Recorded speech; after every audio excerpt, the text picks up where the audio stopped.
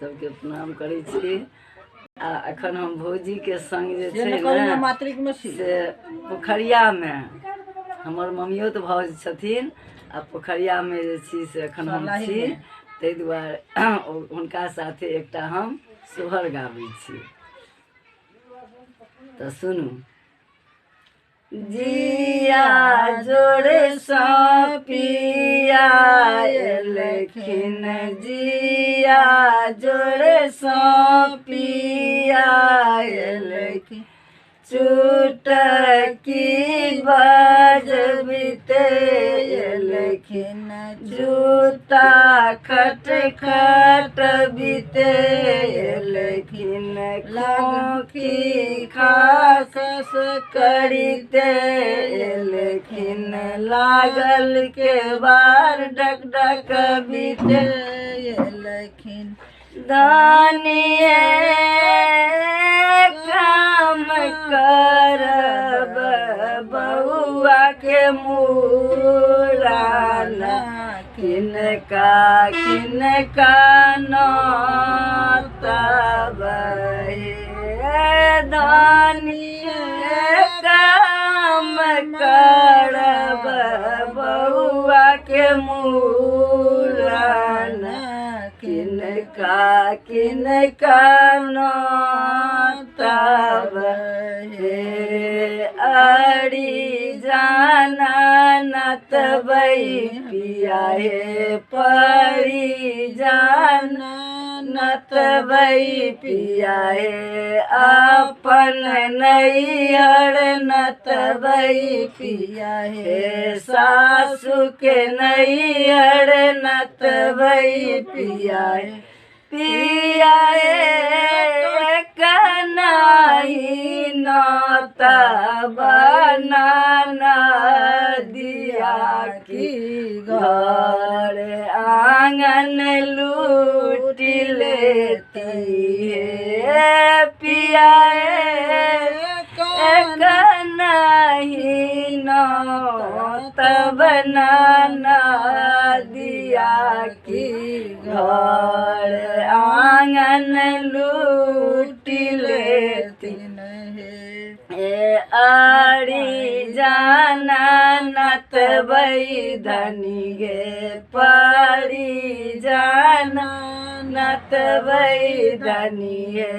बाबू के सासुर नतबै धनी हे, तो अपन सासुर नतबै धनी हे, धनिये काम नोतब बहिनिया की, अंगना घर सोहावन लागत है, प्राण काम नोतब बहिनिया की, अंगना घर सोहावन लागत है, ननदी एबे करती, हरिये हरिये खेबे करती, पोखर पर पंचैती करती, अंगना घर घिनेबे करती, पिया ननदी हर जइया के नैनो तब की घर आंगन लूट लेती है, पिया ननदी हर जइया के नैनो तब की घर आंगन लूट लेती है,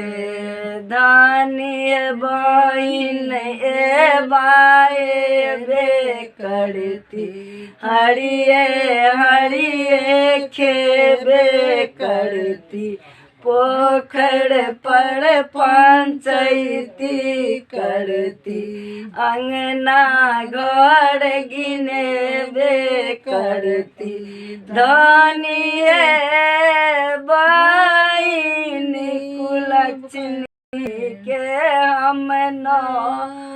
तब की अंगना घर सोहावन लागत है।